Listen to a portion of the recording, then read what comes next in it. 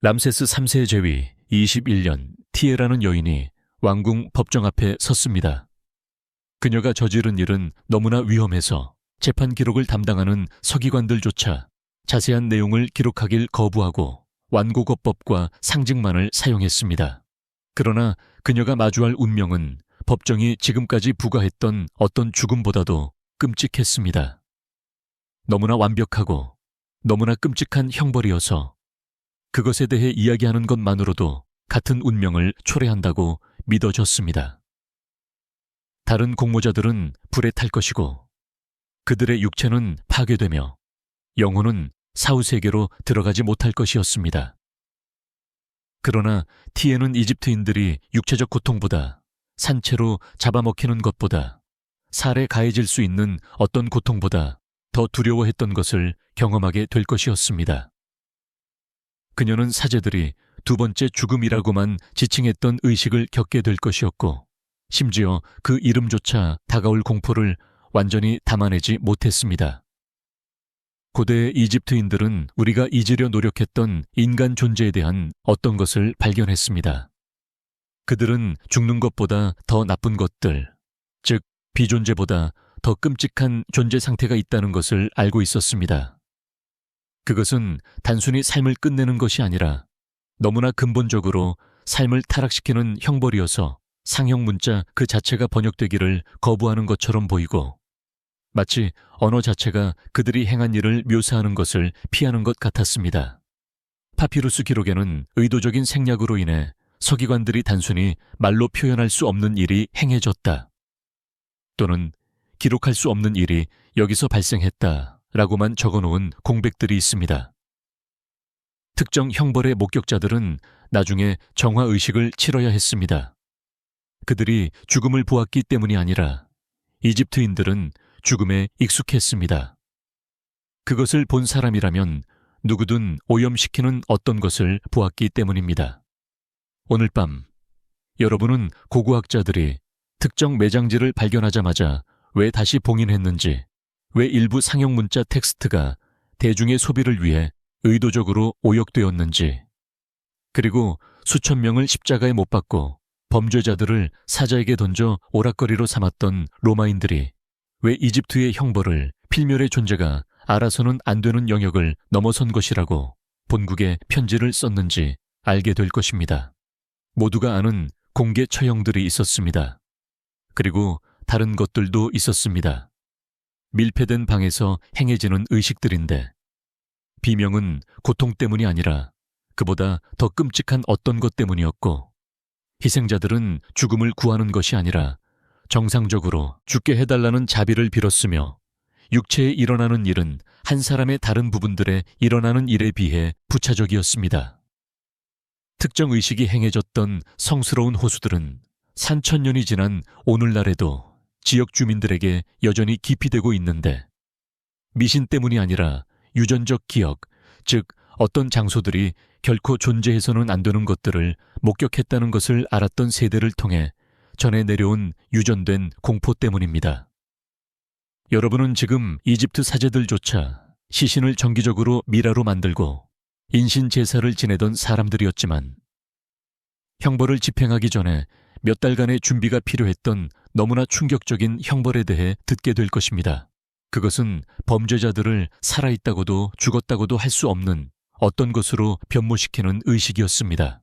이것은 이집트 신학에는 그에 대한 단어가 있었지만 우리의 언어는 그런 가능성을 묘사할 필요가 없었기 때문에 우리는 가지고 있지 않은 존재 상태였습니다. 자신의 아이들조차 인간 어머니에게서 태어났다는 사실을 인정하려 하지 않을 정도로 완전한 공개적 굴욕을 겪은 여성들이 있었습니다. 남자였거나 인간이었다는 사실을 알아볼 수 없게 만드는 변형을 겪은 남성들도 있었습니다. 이집트 사제들이 의식과 정체성에 대해 우리가 이제 막 재발견하기 시작한 것들을 이해하고 있었다고 할 수 있을 정도로 그들을 하나로 묶는 방식으로 집단 형벌을 받은 가족들도 있었습니다. 일부 형벌은 신성한 동물과 관련이 있었지만 여러분이 생각하는 방식은 아니었습니다. 악어에게 잡아먹히거나 황소에게 밟혀 죽는 단순한 죽음이 아니었습니다. 아닙니다. 이집트인들은 동물을 살인을 넘어선 어떤 것의 도구로 사용하는 법을 배웠습니다. 인간과 동물 사이, 범죄자와 희생 사이, 형벌과 변형 사이의 경계가 무의미해지는 의식들이었습니다. 그리고 아이들도 있었습니다. 형벌 속에서 태어난 아이들, 이집트 법이 분류하기 어려워했던 상태로 존재하는 아이들. 시민이 될 만큼 살아있지 않고 매장될 만큼 죽지 않은 아이들. 사제들이 몇 년이 걸리는 과정을 기록했던 신전지하에 감금된 아이들. 그러나 아마도 가장 끔찍했던 것은 자비로워 보였던 형벌들이었을 것입니다. 단순히 포도주 한 잔을 마시고 잠자리에 들라고 들었던 범죄자들, 편안한 방과 좋은 음식을 제공받았던 범죄자들, 관찰자들이 공포에 울부짖게 만드는 어떤 일이 그들에게 일어나고 있음에도 친절하게 다가받았던 범죄자들.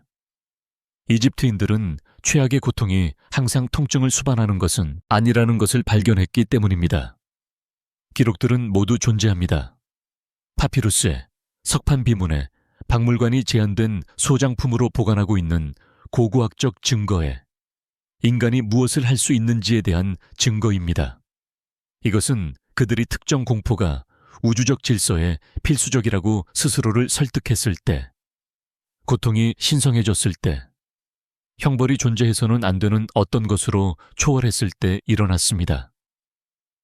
그러니 마음의 준비를 하십시오.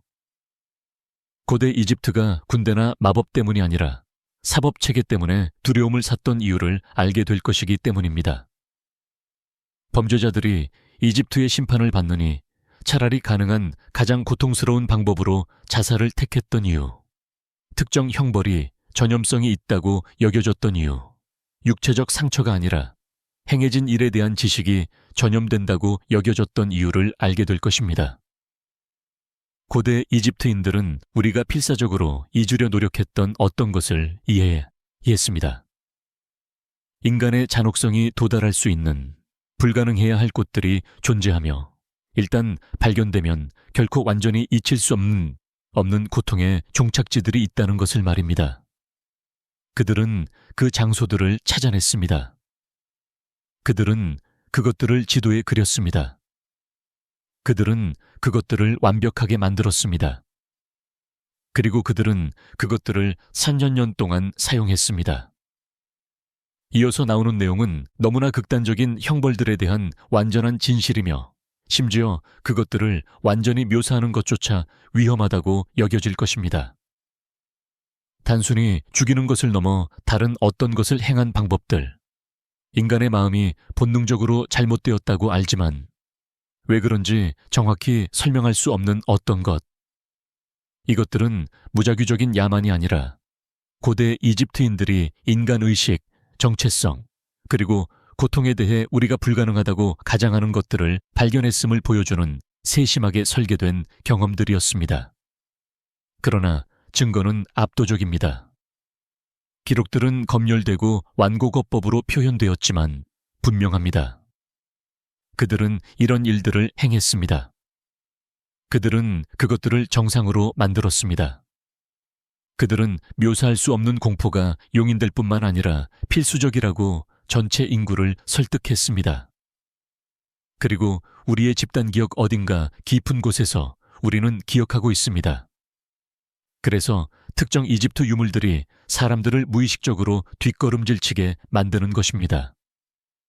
특정 상형 문자들이 그 의미를 넘어선 어떤 무게를 지니는 것처럼 보이는 이유, 특정 고고학 유적지들이 현대 기기로는 측정할 수 없지만 인간의 본능이 인지하는 분위기를 가지고 있는 이유, 고대 이집트인들은 단순히 범죄자들을 처벌한 것이 아니었기 때문입니다. 그들은 인간이 기술적으로 살아있는 동안 무엇을 할 수 있는지에 대한 절대적인 한계를 발견했고, 그리고 나서 그 한계를 넘어섰습니다. 이 잊혀진 이야기들에 뛰어들기 전에 역사에 숨겨진 진실을 배우는 것을 즐기신다면 좋아요 버튼을 누르고 이와 같은 더 많은 콘텐츠를 위해 구독을 고려해 주십시오. 그리고 어디에서 듣고 계신지 아래에 댓글로 알려주십시오. 우리가 과거에 대한 공유된 호기심으로 시간과 공간을 넘어 연결되어 전 세계의 다른 지역에서 이 고대 이야기들을 함께 탐험하고 있다는 것이 놀랍습니다. 기원전 3350년 한낮의 더위 속 파이움의 소베크 신전, 성스러운 호수는 완벽하게 고요했습니다. 수면은 바람일 수도 있지만 아마도 아닐 가끔의 잔물결에 의해서만 깨졌습니다. 그 기만적으로 잔잔한 물 아래에는 100마리 이상의 나일라거가 살고 있었습니다. 각각은 왕권과 원시적 혼돈을 모두 나타내는 악어신 소베크의 살아있는 현현으로 여겨졌습니다. 이것들은 단순한 동물이 아니었습니다. 그것들은 신성한 정의의 도구였고 오늘 그것들은 인간의 죄를 먹이로 삼을 것이었습니다. 유죄 판결을 받은 남자의 이름은 카마슈트였지만 그가 호숫가에 도착했을 때 그 이름은 이미 초기 기록에서 지워진 상태였습니다. 그의 죄는 최고 수준의 신성 모독이었습니다. 그는 신전의 내실에서 금을 훔치다가 발각되었는데 그 금은 신의 조각상 자체에 닿았던 것이었습니다. 이집트 신학에서 이것은 단순한 절도가 아니었습니다. 그것은 우주 자체의 신성한 질서에 대한 공격이었고 범죄자를 파괴하고 모욕당한 신을 달래는 형벌을 필요로 했습니다. 악어 처형을 위한 준비는 실제 먹이 주기 며칠 전부터 시작되었습니다. 카마슈트는 신전 아래의 감방에 감금되었고 사제들은 위로를 건네는 것이 아니라 그를 소베크에게 바치는 제물로 표시하는 의식을 행하기 위해 그를 방문했습니다. 그의 몸은 인간이 아닌 희생 제물임을 나타내는 상징으로 그려졌습니다. 그의 피부에 그려진 상형 문자는 문자 그대로 신의 자녀들을 위한 음식으로 번역되었으며 그의 인간적 정체성을 벗겨내고 그를 소비 가능한 제물로 재분류했습니다. 그는 악어들이 선호하는 것으로 알려진 특별한 식단을 먹었습니다. 부분적으로 부패하도록 내버려둔 생선으로 포식자들을 더 빨리 유인할 수 있는 냄새를 만들었습니다. 그의 살은 문자 그대로 소비를 위해 양념되고 있었습니다. 가장 충격적인 것은 그는 성스러운 호수 자체의 물을 마시도록 강요받았다는 것입니다. 그 물은 곧 그를 집어삼킬 악어들의 침과 배설물을 포함하고 있었습니다. 이것은 포식자와 피식자가 만나기 전에 생물학적 연결을 만들었으며 그가 숨을 쉬고 있음에도 불구하고 악어에게 속한 것으로 표시하는 의식적인 오염이었습니다. 악어 처형을 위해 모인 군중은 다른 형벌의 군중과는 달랐습니다. 이들은 주로 신전 신도들로 먹이 주기를 처형이 아니라 종교 의식으로 보았습니다. 그들은 소베크에게 제물을 가져왔습니다. 생선, 가금류, 그리고 악어 모양의 황금 부적들. 아이들은 부모들이 신의 잔치라고 부르는 것을 보기 위해 어깨에 올려졌고 인간 소비의 광경을 신성한 의지로 정상화했습니다. 상인들은 특별 관람석을 팔았는데 가장 가까운 자리는 신성한 정의의 모든 세부 사항을 보고 싶어하는 부유한 후원자들을 위해 예약되었습니다. 소베크의 사제들은 악어의 행동을 읽는 전문가였으며 동물들이 희생자를 어떻게 소비하는지에 대한 완전한 신학을 발전시켰습니다. 빠른 죽음은 범죄자의 영혼이 즉시 파괴된다는 것을 의미했으며 일종의 자비였습니다. 그러나 악어들이 먹이를 가지고 놀며 반복적으로 물속으로 끌고 들어갔다가 놓아준다면 이것은 소베크 자신이 형벌을 영적인 영역으로 확장하는 것으로 해석되었습니다. 최악의 결과는 악어들이 유죄 판결을 받은 자를 완전히 먹지 않고 신의 아바타들에게 무시당하며 천천히 익사하도록 내버려 두는 것이었습니다. 이것은 소베크조차 그들이 너무나 타락하여 소비할 수 없다고 여겼다는 것을 의미했습니다. 범죄자들을 악어에게 던져주던 단상은 최대의 극적, 종교적 효과를 위해 설계된 건축학적 경이었습니다. 그것은 물 위로 20피트 뻗어 있었고 군중에게 명확한 시야를 제공하는 동시에 성스러운 포식자들로부터 안전하게 보호했습니다. 단상은 복잡한 무게추 시스템을 사용하여 올리거나 내릴 수 있었으며 사제들이 범죄자를 악어에게 인도하는 정확한 타이밍과 방식을 통제할 수 있게 했습니다. 카마슈트는 소베크의 상징이 새겨진 요대만을 두른 채 벌거벗은 몸으로 단상으로 끌려왔습니다. 죽음 속에서도 그는 신의 소유물로 표시되었습니다. 그의 팔은 묶여 있었지만 다리는 자유롭게 두었습니다. 발버둥치는 것은 재물의 일부로 여겨졌는데 그 움직임이 악어들을 유인하고 신성한 정의에 대한 범죄자의 헛된 저항을 보여주었습니다. 사제들은 주문을 외우기 시작했습니다. 고대 언어의 옛말은 범죄자의 비명을 소베크가 이해할 수 있는 기도로 번역한다고 여겨졌습니다. 악어들이 위의 소란을 감지하자 아래 물이 휘젓기 시작했습니다. 이들은 야생동물이 아니라 수세대 동안 정해진 시간에 먹이를 받아온 신성한 짐승들이었습니다. 그들은 단상이 내려지고 주문이 시작되면 음식이 온다는 것을 알고 있었습니다. 가장 큰 수컷들은 바로 아래에 자리 잡았고 작은 악어들은 주변을 돌며 주요 먹이주기에서 떠내려올 수 있는 잔해를 기다렸습니다. 카마슈트가 내려지자 단상 주변의 물은 비늘 달린 몸들로 휘젓기 시작했습니다. 사제들은 그의 다리에 작은 상처를 냈는데 치명적일 만큼 깊지는 않았지만 물속으로 피를 흘려보내기에는 충분했습니다. 그 효과는 즉각적이었습니다. 게으르게 원을 그리던 것이 집중된 관심으로 바뀌었습니다. 사제들이 소베크의 첫 번째 이빨이라고 부르는 거대한 수컷 악어, 가장 큰 악어가 단상에 접근했습니다. 이 고대 생물은 길이가 15피트가 넘었고 수십 년 동안 유죄 판결을 받은 자들을 먹이로 삼아 생긴 흉터로 뒤덮여 있었습니다. 다음으로 일어난 일은 여행 중에 불행히도 처형을 목격했던 헬리오도로스라는 그리스 상인이 기록했습니다. 그는 그 소리가 가장 끔찍한 부분이라고 묘사했습니다. 비명은 빨리 끝났지만 악어의 턱이 뼈를 압축할 때 나는 으스러지는 소리가 그랬다고 합니다. 그는 그 소리가 번개에 의해 나무가 산산조각 나는 소리와 비슷했다고 말했습니다. 물은 붉어졌다가 분홍색이 되었다가 다른 악어들이 각자의 몫을 가져가면서 다시 붉어졌습니다.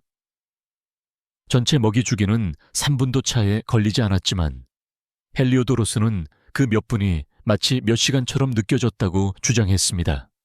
그러나 악어 처형은 죽음으로 끝나지 않았습니다. 사제들은 다음 며칠 동안 성스러운 호수를 지켜보며 카마슈트의 잔해를 찾았습니다.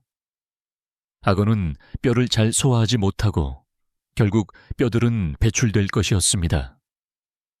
사제들은 이 잔해들을 수거했지만 매장을 위해서가 아니었습니다. 대신 그것들은 가루로 빻아져 신전의 벽돌을 만드는데 사용되는 진흙에 섞였습니다. 범죄자의 뼈 자체가 그가 모욕했던 신을 모시는 구조물의 일부가 되어 살아생전 약탈했던 신성에게 죽음 속에서 봉사하는 것이었습니다. 악어 처형의 신학적 의미는 단순한 죽음을 넘어섰습니다. 이집트인들은 사후 세계에서 부활하기 위해서는 육체가 온전해야 한다고 믿었습니다. 신성한 동물에게 사지가 찢기고 소화되는 것은 단순히 죽이는 것이 아니라 부활을 불가능하게 만들었습니다. 영혼은 조각난 채 사후 세계에 도착하여 재결합할 수 없었고 영원한 해체의 상태로 존재하도록 선고받았습니다. 이것은 단순한 사형이 아니었습니다. 그것은 신성한 소화를 통해 전달되는 영적인 소멸이었습니다. 악어 처형의 일부 변형은 훨씬 더 정교했습니다. 여러 범죄자가 관련된 죄의 경우 집단 먹이 주기가 기획되었습니다. 함께 공모했던 가족들은 순서대로 악어에게 던져졌고 자신들의 차례를 맞이하기 전에 친척들이 잡아먹히는 것을 강제로 지켜봐야 했습니다. 순서는 중요했습니다. 부모의 고통을 극대화하기 위해 아이들이 먼저, 그 다음 여성들, 그리고 남성들이었습니다. 자신의 차례가 다가오는 것을 알면서 가족이 잡아먹히는 것을 지켜보는 심리적 고문은 신성한 정의의 일부로 간주되었습니다. 특히 끔찍했던 한 사례는 왕실 매장지를 훼손하다 붙잡힌 무덤 도굴범 가족과 관련이 있었습니다. 아버지, 어머니, 그리고 세 자녀 모두 악어 처형을 선고받았습니다. 그러나 그들을 모두 한꺼번에 먹이는 대신 사제들은 3일간의 의식을 기획했습니다. 매일 정예 한 명의 가족 구성원이 악어에게 내려졌고 나머지 사람들은 물 위에 매달린 우리 안에서 강제로 지켜봐야 했습니다. 셋째 날이 되자 살아남은 가족들은 그들의 온 가족이 한 조각씩 소비되는 것을 지켜보았고 자신들에게 무엇이 기다리고 있는지 정확히 알고 있었습니다. 악어 처형의 경제적 측면은 그 장관 뒤에 숨겨진 냉철한 계산을 보여줍니다. 소베크 신전은 처형 중 최고의 관람석에 입장료를 부과했습니다. 부유한 후원자들은 인간에게 먹이를 준 후 악어에게 고기를 던져주는 특권을 위해 돈을 지불할 수 있었고 자신들을 신성한 정의와 결부시켰습니다. 신전은 범죄자의 살에 닿았던 악어 이빨로 만들어졌다고 하는 부적을 팔았는데 도난과 신성 모독에 대한 보호물로 마케팅되었습니다. 범죄자 처형은 신전 운영 자금을 조달하는 수입원이 되었습니다. 그러나 아마도 악어 처형의 가장 충격적인 측면은 예측 불가능성이었습니다. 때때로 악어들은 자신들만이 아는 이유로 특정 범죄자를 먹는 것을 거부했습니다. 이 유죄 판결을 받은 자들은 성스러운 호수에 떠다니며 그들을 무시하는 포식자들에게 둘러싸인 채 천천히 익사했습니다.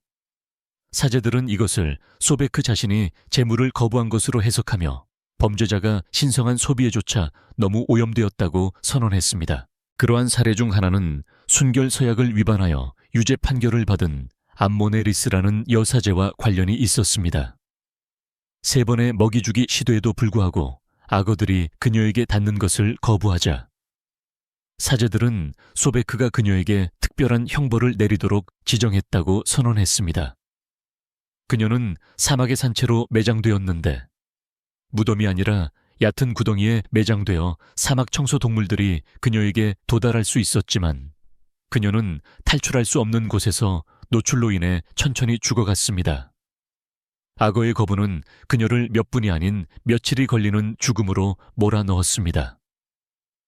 필레의 이시스 신전에서 아멘호테프라는 사제가 그의 성스러운 맹세를 궁극적으로 배신한 혐의로 재판을 받았습니다. 그는 동정사제와 함께 내실에서 발각되었는데 이는 신전의 법뿐만 아니라 우주적 질서 자체를 위반하는 것이었습니다. 그의 형벌은 죽음 이상이 될 것이었습니다. 그것은 이 세상과 다음 세상 모두에서 그의 남성적 정체성에 완전한 파괴가 될 것이었습니다. 그의 남성성을 제거할 칼은 몇 시간 동안 성스러운 불꽃 속에서 뜨겁게 달궈지고 있었고 청동 칼날에는 사후 세계까지 그를 따라갈 저주가 새겨져 있었습니다. 고대 이집트에서 거세는 단순히 신체적 절단이 아니었습니다. 그것은 남성적 본질의 신학적 소멸이었습니다. 이집트인들은 사후 세계에서 부활하기 위해서는 육체가 완전해야 한다고 믿었습니다. 성기가 없는 남성은 영원한 영역에서 자녀를 낳을 수 없었고 여신 배우자와의 결합을 이룰 수 없었으며 심지어 오시리스 앞에서 심판을 위해 제대로 설 수도 없었습니다. 남성성의 제거는 영원히 메아리치는 형벌이었습니다. 형벌로서의 거세는 중간국 시대에 이미 기록되었지만 신체 완전성 신학이 완전히 발전했던 신왕국 시대에 가장 정교한 형태에 이르렀습니다. 시술 자체는 의례화되었고 일반적인 사형 집행인이 아닌 제거하는 것의 물리적, 영적 의미를 모두 이해하는 전문 사제들에 의해 수행되었습니다. 아멘호테프의 거세는 공개적으로 그의 죄가 저질러졌던 신전 안뜰에서 행해질 것이었습니다. 청중에는 성스러운 법을 위반한 자들에게 무슨 일이 일어나는지 강제로 목격해야 하는 다른 사제들이 포함될 것이었습니다. 동정 사제들은 특별 관람석에 앉아 참석할 것이었으며 그들의 존재는 아멘호테프가 더럽히려 했던 것을 상기시키는 것이었습니다. 일반 사람들도 참관할 수 있었지만 성스러운 공간에 들어가기 전에 정화의식을 거쳐야 했습니다. 거세를 위한 준비는 강제 금식으로 시작되었습니다. 3일 동안 아멘호테프는 쓴 약초가 섞인 물만 마셨는데 이는 그의 피를 묽게 하고 그의 남성적 본질을 성기에 집중시킨다고 여겨졌습니다. 이것은 자비가 아니었습니다. 그것은 제거를 영적으로 더욱 완전하게 만든다고 믿어졌습니다. 마지막 밤에 그는 파란 연꽃 추출물이 섞인 혼합물을 마시도록 강요받았는데 이는 시술 중 의식을 잃지 않게 하는 동시에 사제들이 그의 남성 영혼이 떠날 준비를 하는 것으로 해석했던 환각을 유발했습니다. 실제 시술은 정확하게 안무되었습니다. 아멘호테프는 돌재단에 묶였고 그의 몸은 모든 사람이 그가 남자에서 다른 어떤 것으로 변모하는 것을 목격할 수 있도록 위치했습니다. 사용된 칼은 거세 형벌에 특화된 것으로 수세대 동안 사용되어 온 구부러진 칼날이었으며 그 금속은 거세된 모든 남성의 남성적 본질을 담고 있다고 여겨졌습니다. 거세를 수행하는 사제는 심판의 신 토트의 가면을 썼고 그 절단을 신성한 판결로 변모시켰습니다. 첫 번째 절개로 남성적 힘의 원천인 고환이 제거되었습니다. 이것들은 즉시 향과 나트론이 담긴 숯불에 태워졌고 그 연기는 아멘호테프의 남성성을 신들에게 제물로 실어 날랐습니다. 두 번째 절개는 더 어렵고 위험했는데 페니스 자체를 제거했습니다. 이것은 태워지지 않고 소금에 보존되어 비슷한 위반을 고려할 수 있는 다른 사제들에게 경고로 신전에 전시되었습니다. 그러나 거세는 아멘호테프의 형벌의 시작에 불과했습니다. 그는 시술에서 살아남을 것이었습니다. 사제들은 그가 출혈로 죽는 것을 막을 만큼 숙련되어 있었습니다. 그는 신성한 정의의 살아있는 상징으로 신전에 감금될 것이었습니다. 남자도 여자도 아니며 사제도 평민도 아닌 그는 자신이 침범하려 했던 바로 그 동정 사제들을 섬기도록 강요받을 것이었지만 이제는 완전히 인간이 아닌 어떤 것으로 중립적인 용어로만 지칭될 것이었습니다. 그의 이름은 잘려나간 자를 의미하는 명칭으로 대체되었습니다. 성기 절단의 변형은 단순한 거세를 넘어섰습니다. 강간범의 경우 형벌은 고환은 그대로 두고 페니스만 제거하는 것을 포함할 수 있었는데 이는 능력 없는 욕망의 고문을 만들어냈습니다. 간통범의 경우 때때로 고환 하나만 제거되어 남성은 기술적으로 능력을 유지하지만 영원히 위반자로 낙인 찍혔습니다. 각 변형은 사후 세계에 대해 다른 신학적 의미를 지녔습니다. 이집트 관습에 대해 기록한 헤로도토스는 전투 후 패배한 적들의 대규모 거세를 목격했다고 묘사했습니다. 수백 명의 남성이 체계적으로 거세되었고 제거된 성기들은 수집되어 전리품으로 세워졌습니다. 그러나 이것은 패배자들에 대한 단순한 굴욕이 아니었습니다. 각 성기 세트에는 소유자의 이름이 새겨져 저주받은 땅에 묻혔는데 이는 그 남성의 시신이 제대로 미라화되었더라도 사후 세계에 불완전하게 도착하도록 보장했습니다. 형벌로서의 거세에 경제적 함의는 충격적인 산업을 만들어냈습니다. 거세된 환관들은 형벌을 받은 후 후궁과 무덤의 경비병으로 귀중하게 여겨졌습니다. 그들은 계승에 도전할 상속인을 낳을 수 없었고 여성을 침범할 수 없었으며 보호할 가문이 없었기 때문에 더 충성스럽다고 믿어졌습니다. 일부 범죄자들은 처형을 당하는 것보다 환관으로 취직할 수 있다는 것을 알고 실제로 죽음 대신 거세를 요청하기도 했습니다. 여성들은 형벌로서 자신들만의 성기 절단 버전을 겪었지만 이것들은 덜 일반적으로 기록되었습니다. 간통한 여성들은 외성기가 제거되거나 흉터가 생겨 침범당했음을 나타내고 육체적 쾌락을 경험하는 것을 막았습니다. 서약을 어긴 신전 동정녀들은 성교를 불가능하게 만드는 시술을 받을 수 있었는데 이는 영적 순결을 이룬 후에도 육체적 순결을 유지하도록 강요했습니다. 성기 절단에 사용되는 도구들은 특별한 신전방에 보관되었고 성스러운 물건으로 취급되었습니다. 그것들은 나트론과 성수로 정기적으로 정화되었고 기도문과 저주문이 새겨져 있었습니다. 일부는 운철로 만들어졌는데 하늘에서 온 신성한 힘을 지니고 있다고 믿어졌습니다. 이 도구들을 휘두르는 사제들은 특별한 훈련을 받았고 신체적 기술뿐만 아니라 절단을 신성한 심판으로 변모시키는 적절한 기도와 의식을 배웠습니다. 특히 정교했던 한 사례는 고위 관리의 아내를 폭행했던 카임 와세트라는 귀족과 관련이 있었습니다. 그의 형벌은 거세와 다른 절단을 몇 시간 동안 지속되는 의식에서 결합했습니다. 먼저 그의 페니스가 제거되고 태워졌습니다. 그 다음 그의 고환은 잘리지 않고 으깨졌습니다. 이는 의식용 망치로 35번의 정확한 타격을 가하는 과정이었습니다. 그 다음 그의 유두가 제거되어 모든 외부적인 성별의 표시를 없앴습니다. 마지막으로 그의 혀가 잘려져 그가 자신이 무엇이 되었는지 명확하게 말하는 것을 막았습니다. 그는 이 모든 것을 살아남아 다른 사람들에게 경고로서 20년을 더 살았습니다. 불은 이집트 형벌에서 독특한 공포를 지녔는데 단순히 죽이는 것이 아니라 부활을 막았기 때문입니다. 사후 세계를 위해 시신을 보존하는 것에 집착했던 문화에서 화형은 궁극적인 소멸이었습니다. 토리노 사법 파피루스에는 람세스 3세에 대한 하렘 음모의 기록이 보존되어 있으며 공모자들은 이 가장 끔찍한 운명을 맞이했습니다. 그러나 불에 태우는 것은 단순한 분신이 아니었습니다. 그것은 살뿐만 아니라 영원한 존재의 가능성 자체를 파괴하기 위해 세심하게 기획된 의식이었습니다. 음모를 기획한 부인 티에 여왕은 그녀의 공모자들이 화형을 위해 준비되는 것을 지켜보았습니다. 준비는 며칠이 걸렸고 완전한 영적 소멸을 보장할 의식들이 포함되었습니다. 유죄 판결을 받은 자들에게는 그들의 몸이 더 뜨겁게 그리고 더 완전히 타오르게 할 물질들이 강제로 먹여졌습니다. 사제들이 저주한 기름, 식별 가능한 잔해가 남지 않도록 할수지, 그리고 뼈조차 재로 만들 화학 물질들이었습니다.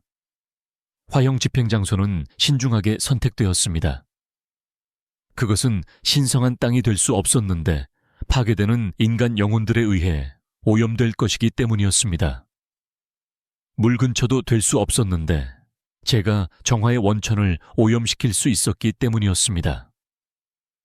화형장은 일반적으로 사막에 있었고 정착지에서 멀리 떨어져 이미 저주받은 곳으로 여겨지는 곳이었습니다. 땅 자체는 소금과 나트론으로 준비되어 파괴된 영혼들이 땅으로 탈출하는 것을 막는 장벽을 만들었습니다. 실제 화형 단상은 형벌의 총체성에 대한 건축학적 진술이었습니다. 파괴된 신전과 실패한 기념물에서 가져온 돌로 지어졌으며 실패와 패배로 만들어진 구조물이었습니다. 단상은 녹아내리는 지방과 체액을 수집 연못으로 유도하는 통로가 설계되어 있었고 그곳에서 모래와 섞여 무덤을 봉인하는 데 사용될 물질을 만들었습니다.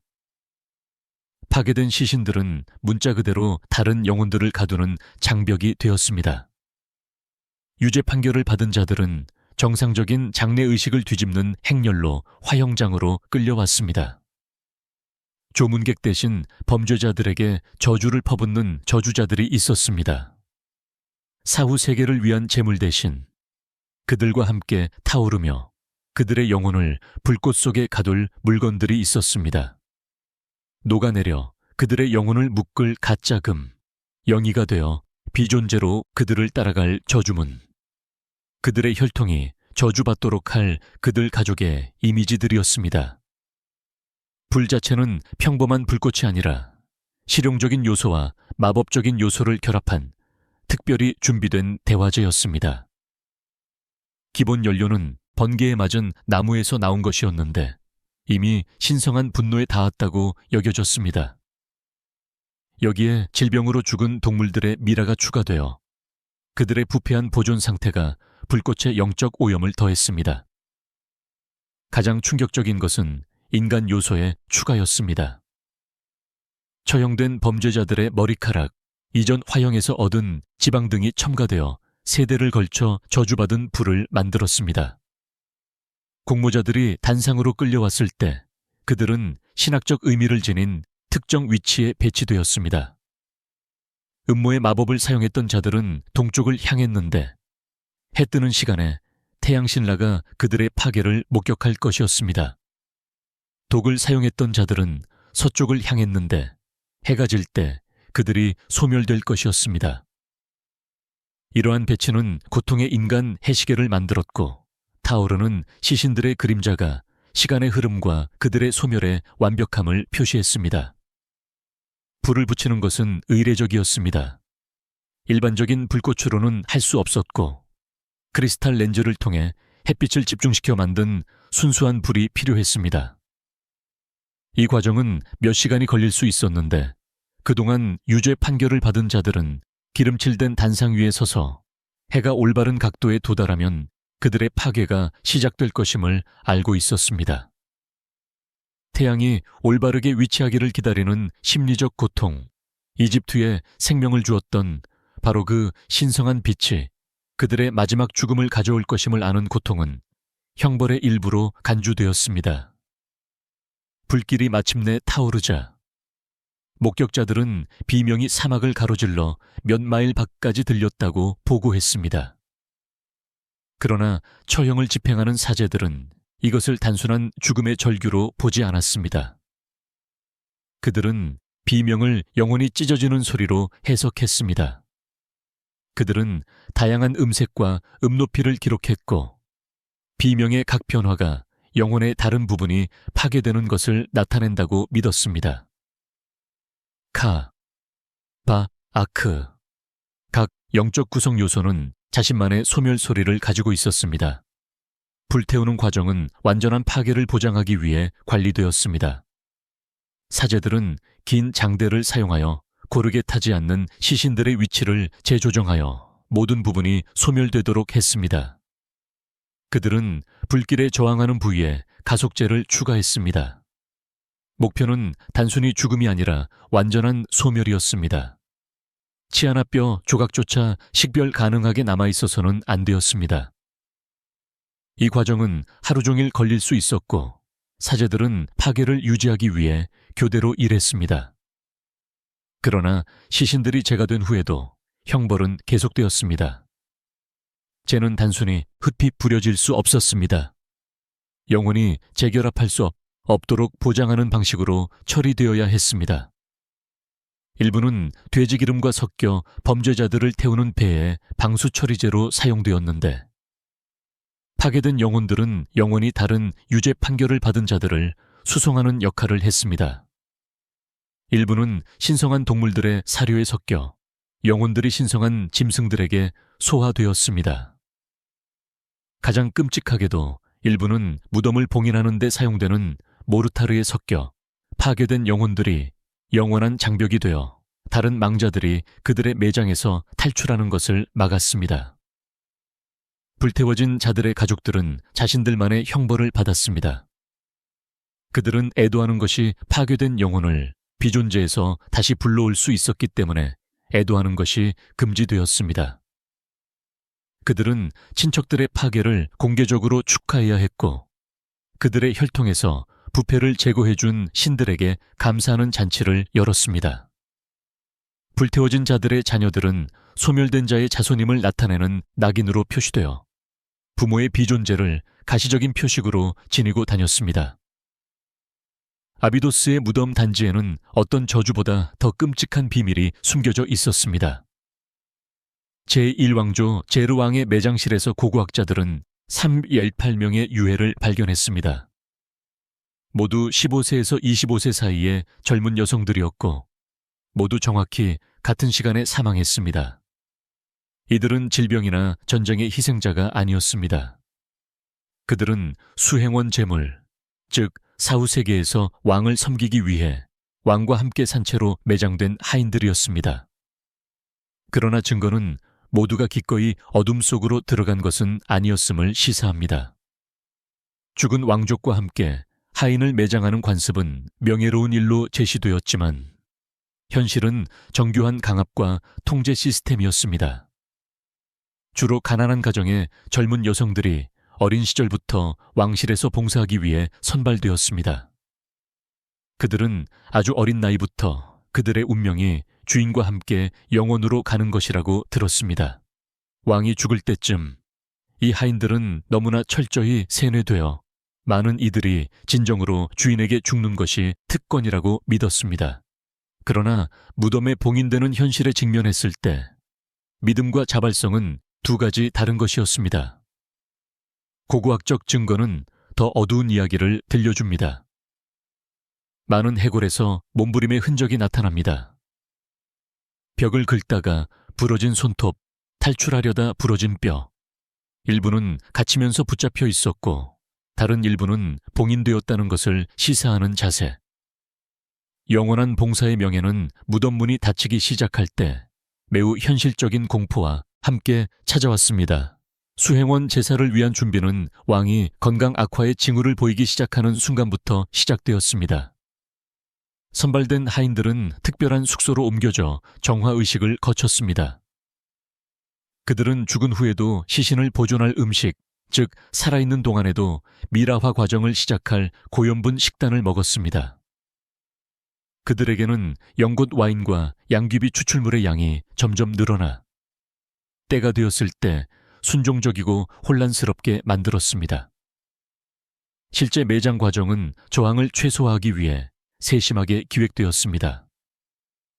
하인들은 소그룹으로 무덤 안으로 인도되었고 각자 준비의식을 수행하는 것이라고 들었습니다.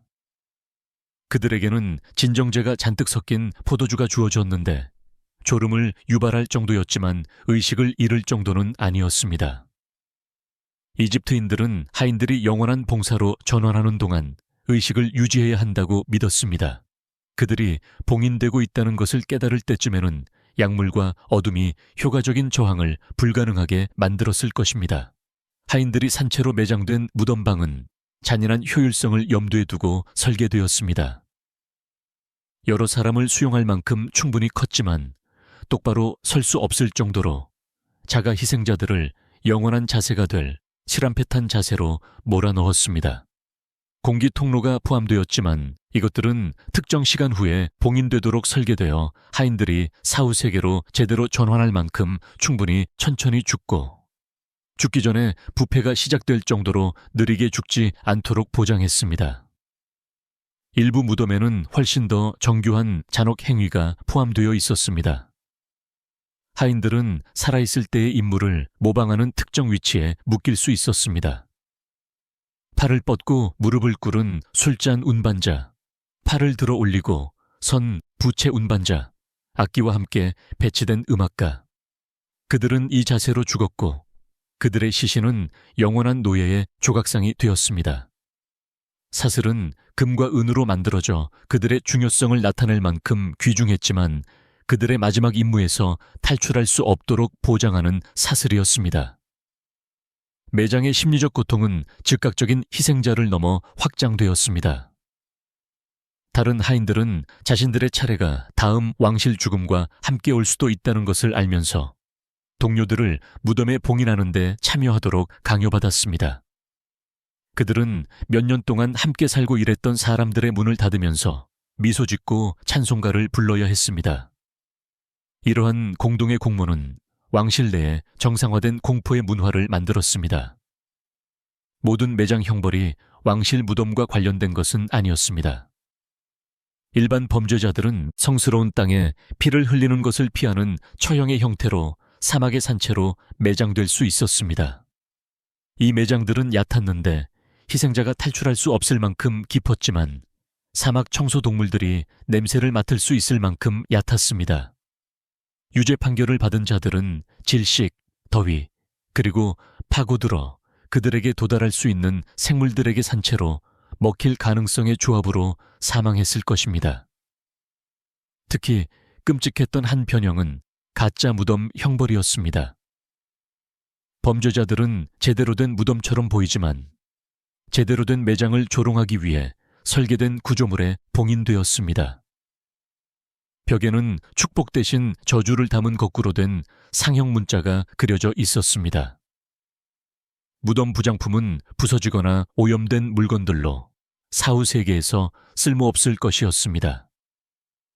희생자는 자신이 매장되고 있지만 제대로 된 매장을 거부당하고 있다는 것을 상기시키는 것들에 둘러싸여 죽었고 혼란과 결핍의 사후 세계로 선고받았습니다. 매장 형벌의 경제학은 충격적인 인센티브를 만들었습니다. 가족들은 때때로 수행원 재물에게 주어지는 포도주에 진정제를 추가하도록 돈을 지불하여 그들의 딸들이 평화롭게 죽도록 보장할 수 있었습니다. 그들은 사제들에게 뇌물을 주어 자녀들을 무덤에 더 좋은 곳, 공기 통로에 더 가깝거나 더 편안한 자세에 배치하도록 할 수 있었습니다. 이러한 관행을 둘러싼 부패는 가난한 사람들이 가장 많이 고통받았다는 것을 의미했는데 그들의 자녀들은 공포 속에서 죽어갔지만 부유한 가족들은 작은 자비들을 살 수 있었습니다. 고대 이집트에서 얼굴은 살덩이 이상이었습니다. 그것은 정체성 그 자체였습니다. 형벌로서의 얼굴 특징의 체계적인 훼손은 단순한 육체적 고통이 아니라 사후 세계까지 지속될 인격의 파괴였습니다. 코, 귀, 입술, 눈의 제거는 범죄자들을 살아있는 경고로 변모시키는 동시에 사후 세계에서 신들에게 알아볼 수 없도록 보장하는 특정 절차를 따랐습니다. 코 절제술, 즉 코 제거는 가장 흔한 얼굴 훼손이었습니다. 유명한 여왕이 아닌 테베 출신의 평범한 간통 여인 네페르티티라는 여성이 기온 사제와 함께 있다가 발각된 후 이 형벌을 받았습니다. 그녀의 코 제거는 여러 목적을 가졌습니다. 그것은 그녀를 평생 범죄자로 낙인 찍었고 그녀의 아름다움과 결혼 능력을 파괴했으며 가장 중요하게는 사후 세계에서 신들로부터 생명의 숨결을 받는데 필수적인 코가 없으면 제대로 숨 쉴 수 없게 만들었습니다. 시술은 공개적으로 보통 시장 광장에서 행해졌는데 범죄가 사회, 질서에 미치는 영향이 가시적인 정의를 통해 다루어질 수 있는 곳이었습니다. 네페르티티는 기둥에 묶였고 그녀의 머리는 움직임을 방지하는 나무틀에 고정되었습니다. 사형 집행인은 특수 청동 칼날을 사용했는데 한 번의 움직임으로 코를 제거할 만큼 구부러지고 날카로웠습니다. 군중은 반드시 지켜봐야 했습니다. 정의에서 등을 돌리는 것은 범죄와의 공모로 간주되었습니다. 그러나 제거는 시작에 불과했습니다. 상처는 치유를 방해하고 심한 흉터를 보장하는 부식성 소금과 식초 혼합물로 치료되었습니다. 의료치료는 허용되지 않았습니다. 훼손된 사람을 도우려 하는 것 자체가 범죄였습니다. 네페르티티는 평생 얼굴 중앙에 커다란 구멍을 가진 채 살았고 성스러운 법을 위반한 사람으로 즉시 식별되었습니다로 귀 제거는 다른 의미를 지녔습니다.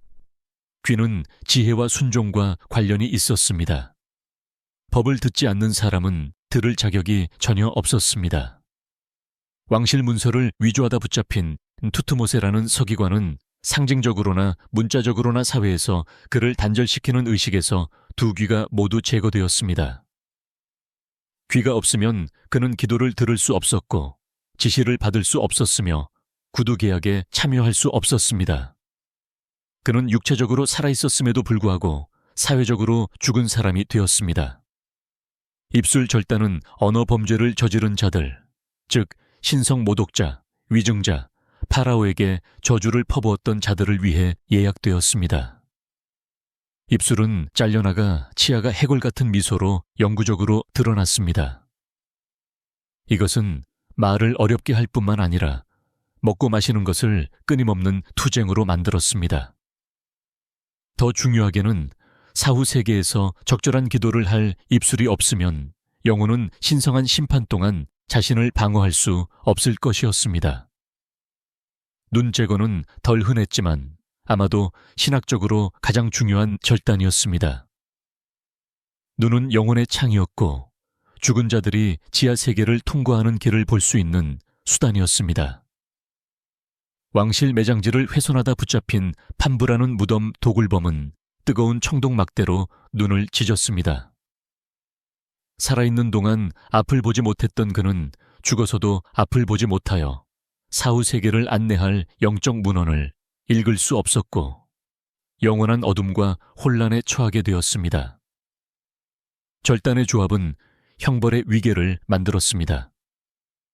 어떤 사람은 간통죄로 코를 잃을 수 있고 그 다음 죄를 반복해서 귀를 잃고 거짓말을 해서 입술을 잃을 수 있었습니다.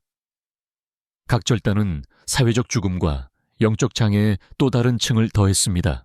모든 얼굴 특징이 제거될 때쯤이면 그 사람은 본질적으로 지워져 인간으로서 알아볼 수 없고 사회에서 기능할 수 없으며 영원히 영적으로 불구자가 되었습니다.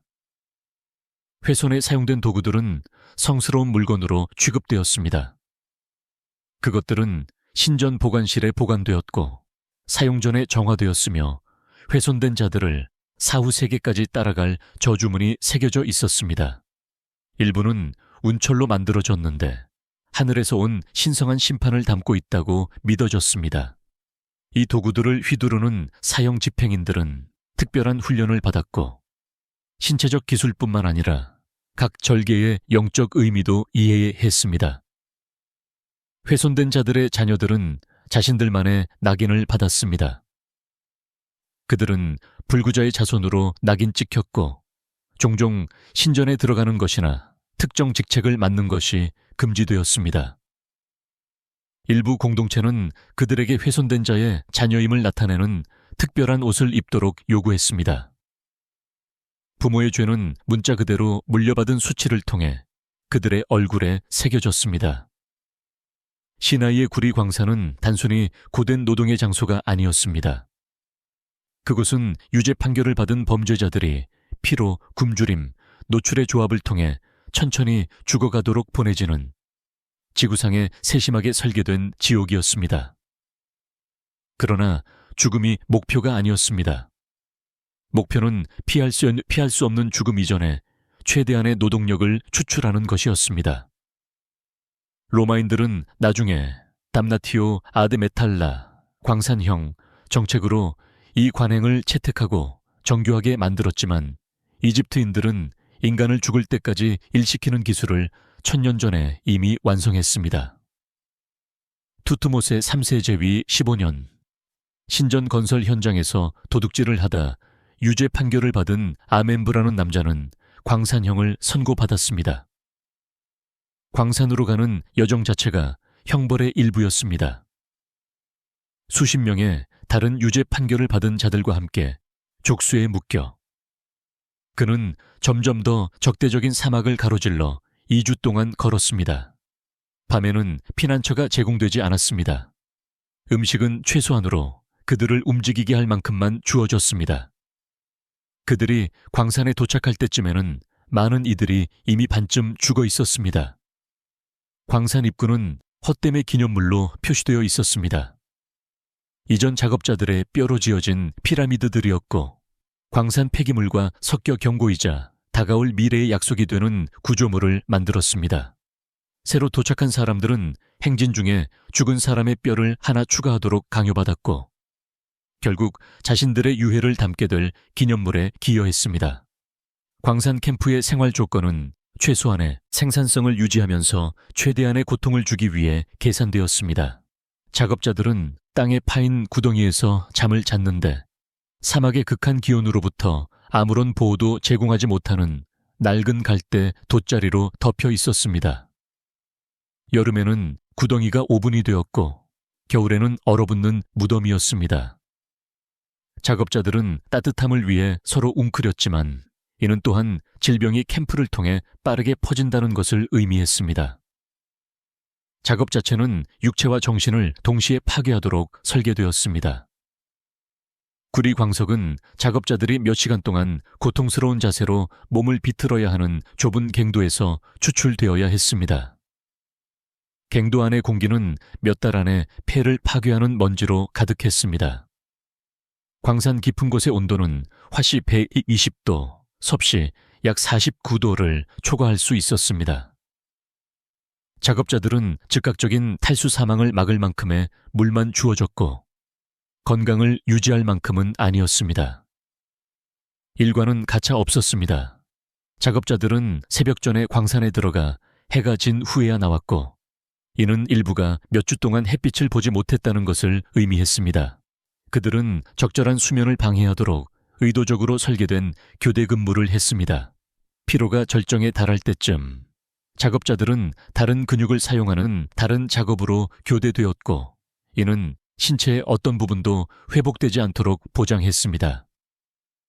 제공된 음식은 굶주림 수준을 겨우 넘는 정도로 정확하게 계산되었습니다.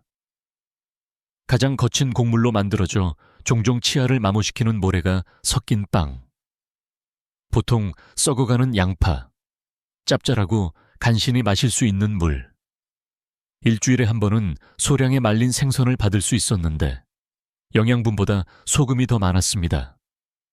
이 식단은 작업자들이 노동을 수행할 수 있으면서도 천천히 굶주리도록 보장했습니다. 광산의 심리적 고문은 육체적 고통을 넘어섰습니다. 작업자들은 장비 문제를 보고하는 것 외에는 말하는 것이 금지되었습니다. 노래를 부르면 구타로 처벌받았습니다. 작업자들 사이에 연대의 조짐이 보이면 격리되거나 더 심한 처벌을 받았습니다. 목표는 인간을 침묵하고 고통받는 기계로 만들어서 부서질 때까지 구리를 생산하게 하는 것이었습니다. 광산에서는 의료 처치가 전혀 없었습니다. 부상은 흔했습니다. 낙석으로 인한 손가락 골절, 끊임없는 들기 작업으로 인한 근육 파열, 먼지로 인한 호흡기 질환. 할당량을 채우지 못하는 부상당한 작업자들에게는 더 적은 음식이 주어져 그들의 쇠퇴를 가속화했습니다. 계산은 간단했습니다. 누군가를 죽을 때까지 일시키고 교체하는 것이 회복 시간을 허용하는 것보다 저렴했습니다. 광산의 평균 기대 수명은 8개월이었지만 일부는 끔찍한 수단을 통해 더 오래 살아남았습니다. 식인 풍습에 대한 소문이 있었습니다. 죽은 사람들을 소비하여 생명을 연장한 작업자들에 대한 소문이었습니다. 사실이든 아니든 경비병들은 이러한 소문이 형벌에 또 다른 공포의 층을 더했기 때문에 막으려 하지 않았습니다. 아멘은 13개월을 버텼습니다. 관료적인 정확성으로 유지된 기록은 그의 생산성이 매주 감소했음을 보여줍니다. 그의 마지막 기록은 단순히 더 이상 생산적이지 않음, 폐기됨이라고 적혀 있었습니다. 그의 시신은 광산 지역 곳곳에 있는 대량 매장 구덩이 중 하나에 던져졌을 것입니다. 매장 의식도 사후 세계를 위한 보존도 없이 그저 자신의 목적을 다한 또 다른 지쳐버린 인간 장비 조각일 뿐이었습니다. 토리노 사법 파피루스에는 이집트 역사상 엘리트 형벌에 대한 가장 상세한 기록 중 하나가 보존되어 있습니다. 람세스 3세에 대한 하렘 음모는 여왕, 왕자, 장군, 고위 관리들이 연루된 음모였는데 거의 신성한 왕을 암살할 뻔했습니다. 그러나 그들의 형벌은 단순한 처형보다 더 복잡했습니다. 그것은 강제 자살을 포함할 것이었고 이는 자기 파괴의 수치와 자신의 손으로 죽는 것의 신학적 의미를 결합한 형벌이었습니다. 아들 펜타베르를 왕좌에 앉히기 위한 음모를 기획한 부인 티의 여왕은 그 지위 때문에 공개 처형이 정치적으로 복잡한 이들에게만 허용되는 정의의 한 형태를 마주했습니다. 그녀는 사실상 선택이 아닌 선택을 받았습니다. 개인적으로 독약을 마시거나 공개적으로 산채로 불태워지거나 제공된 독약은 이집트 화학자들이 수세기에 걸쳐 완성한 정교한 혼합물이었는데 확실히 죽일 만큼 빠르면서도 고통스러울 만큼 느렸습니다. 엘리트들 사이에서 강제 자살을 위한 준비는 의례적이었습니다. 유죄 판결을 받은 자들은 자신들의 궁전 내실에 감금되었고 영원히 잃게 될 사치품에 둘러싸였습니다. 그들은 재산을 정리할 3일을 받았지만 그들이 소유한 모든 것은 이미 몰수된 상태였습니다.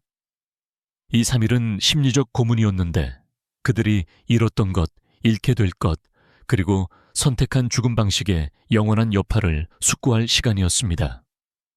T의 여왕에게 제공된 독약은 황금잔에 담겨 나왔는데 이는 그녀의 왕실 지위에 대한 마지막 조롱이었습니다. 혼합물에는 마비를 위한 햄록, 신부전을 위한 아코니트, 그리고 죽어가는 과정에 대부분을 의식 있는 상태로 유지시키기 위한 파란 연꽃 추출물이 포함되어 있었습니다. 그녀는 자신의 몸이 시스템별로 작동을 멈추는 것을 느낄 수 있었지만 그녀의 정신은 그 모든 것을 경험하기 위해 깨어있을 것이었습니다. 그녀의 아들 펜타베르 왕자는 훨씬 더 복잡한 강제 자살을 마주했습니다. 왕이 계승권자였기에 그의 죽음은 확실하면서도 상징적으로 의미가 있어야 했습니다. 그는 파피루스 섬유로 만든 특별히 준비된 밧줄을 제공받았습니다. 성스러운 문헌에 사용되는 바로 그 재료가 이제 그의 파괴를 위해 재활용된 것이었습니다. 그는 스스로 목을 매달아야 했지만 위치는 특정했습니다. 그의 아버지의 형상이 지켜볼 수 있는 방에서 해야 했고 파라오가 자신의 아들의 수치스러운 죽음을 목격하게 하는 것이었습니다. 다른 공모자들은 그들의 지위와 역할에 따라 다양한 형태의 강제 자살을 마주했습니다. 군사적 지원을 약속했던 장군들에게는 자신들의 칼이 주어졌고 로마식으로 칼에 엎어져 죽으라고 지시받았습니다. 이는 그들의 전사 지위를 인정하면서도 그들이 자신의 무기로 죽도록 보장하는 죽음이었습니다. 문서를 위조했던 서기관들에게는 날카롭게 깎은 갈대펜이 주어졌고 자신의 정맥을 열어 자신의 죄의 도구로 죽으라는 지시를 받았습니다. 재판을 주재했던 판사들은 자신들만의 도덕적 복잡성에 직면했습니다. 일부는 증거가 불충분하거나 형벌이 과도하다고 판단하여 자신들도 부패 혐의로 기소되어 방금 자신들이 명령했던 것과 동일한 강제 자살을 마주했습니다. 메시지는 분명했습니다.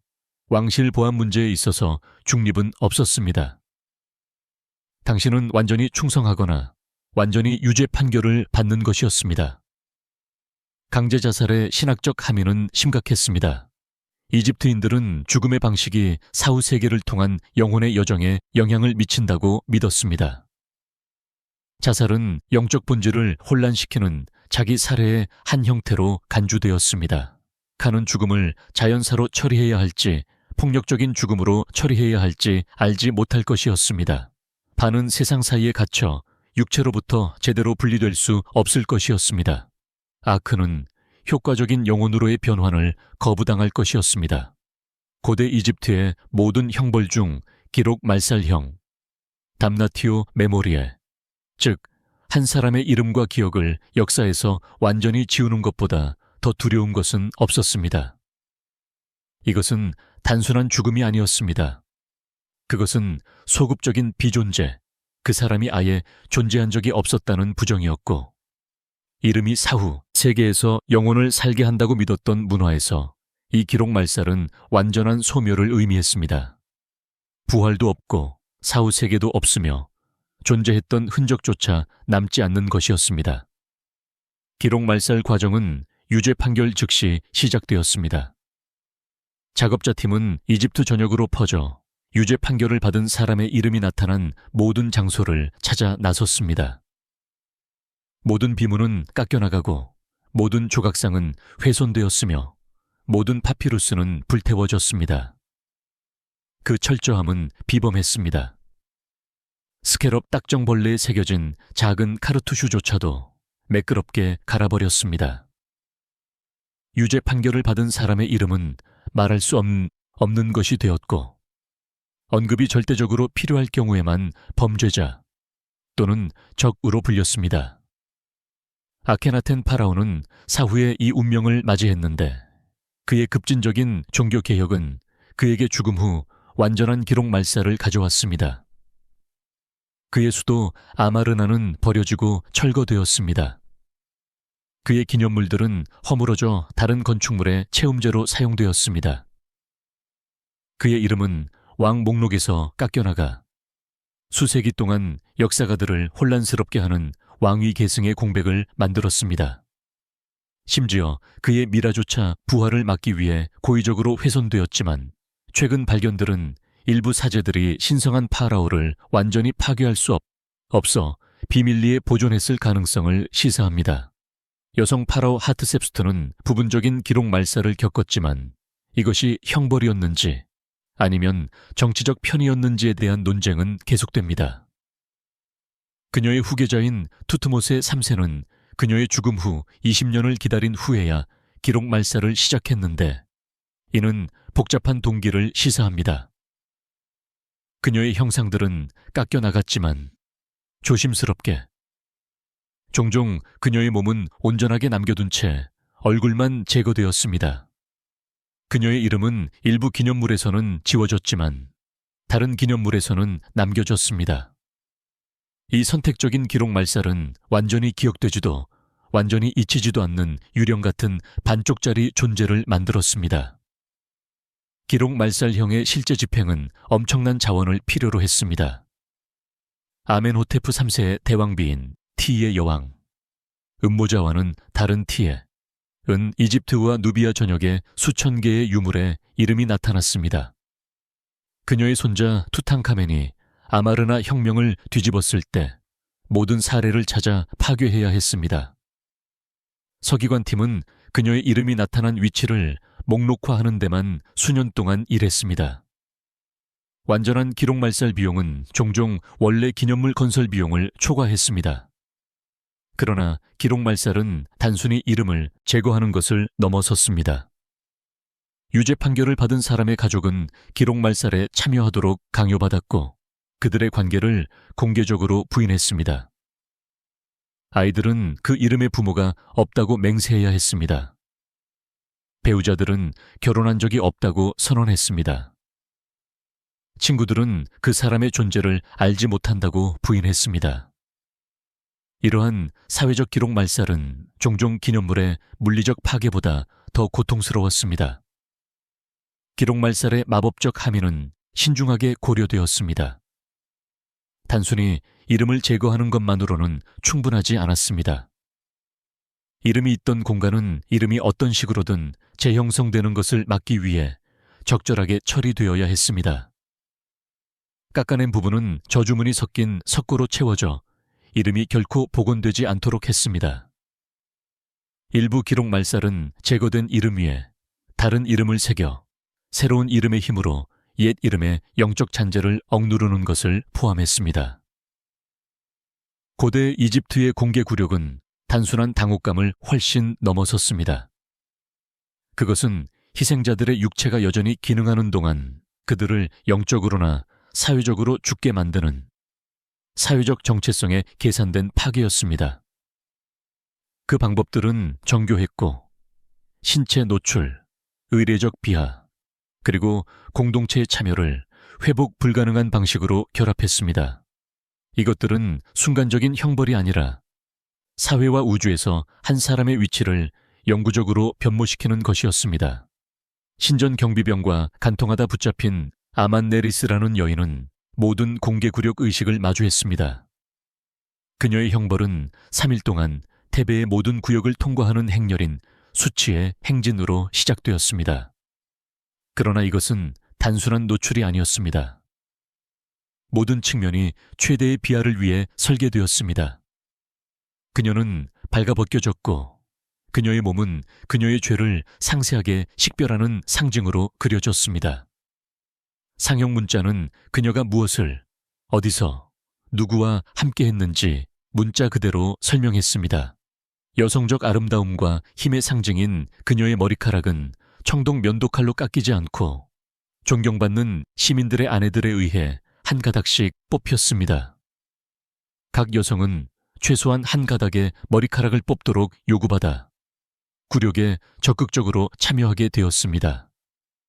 이 과정은 몇 시간 동안 지속되었고 아마네리스는 공개 광장에 묶인 채 수백 명의 여성들이 교대로 이 일을 했습니다. 결국 그녀의 두피는 피투성이가 되고 흉터가 남았고 머리카락이 다시 자란다 해도 결코 예전과 같지 않을 것임을 보장했습니다. 둘째 날은 법정 기록에서 수치의 낙인이라고 부르는 것을 포함했습니다. 아마네리스는 그녀를 영원히 간통녀로 식별할 상징으로 낙인 찍혔습니다. 그러나 이것들은 단순한 낙인이 아니었습니다. 그것들은 그녀의 몸의 많은 부분을 덮는 정교한 디자인이었습니다. 쇠는 흉터를 남길 만큼만 뜨겁게 달궈졌고 빠르게 찢어지지 않아 고통을 연장시켰습니다. 낙인은 옷으로 숨길 수 없는 위치에 찍혔습니다. 이마, 뺨, 손등. 그녀는 남은 평생 동안 자신의 죄를 피부에 지니고 살 것이었습니다. 셋째 날에는 지위 역전이 찾아왔습니다. 아만네리스의 사회적 지위를 정의했던 모든 것이 공개적으로 파괴되거나 뒤집혔습니다. 그녀의 결혼 계약은 그녀가 지켜보는 앞에서 불태워졌습니다. 그녀의 지참금은 구걸하는 자들에게 분배되었고 그들은 그것을 받으면서 그녀를 조롱하도록 권장되었습니다. 그녀의 자녀들은 앞으로 끌려나와 그녀를 공개적으로 부정하도록 강요받았는데 모성적 유대를 단절시키는 의식에서 그녀를 어머니가 아니다라고 선언했습니다. 그녀의 이름은 사제들에 의해 공식적으로 저주받아 누구도 감히 소리내어 말할 수 없게 되었습니다. 굴욕의식의 정점은 법정 기록이 무가치함의 시연이라고만 묘사하는 어떤 것을 포함했습니다. 구체적인 세부 사항은 기록하기에 너무 불경하다고 여겨졌지만 목격자 증언은 아만네리스가 인간 존엄성의 완전한 상실을 보여주는 비하적인 행동을 강요받았음을 시사합니다. 그녀는 동물처럼 음식 찌꺼기를 구걸하고 네 발로 거리를 기어다니고 지나가는 시민들이 가하는 모든 굴욕에 복종해야 했습니다. 그러나 굴욕은 3일간의 의식으로 끝나지 않았습니다. 아만네리스는 남은 평생을 영구적인 수치의 상태로 보낼 것이었습니다. 그녀는 수치스러운 자임을 나타내는 특정 옷을 입도록 요구받았습니다. 그녀는 신전에 들어갈 수 없었고 공개 축제에 참여할 수 없었으며 심지어 정상 시간에는 시장에서 쇼핑할 수도 없었습니다.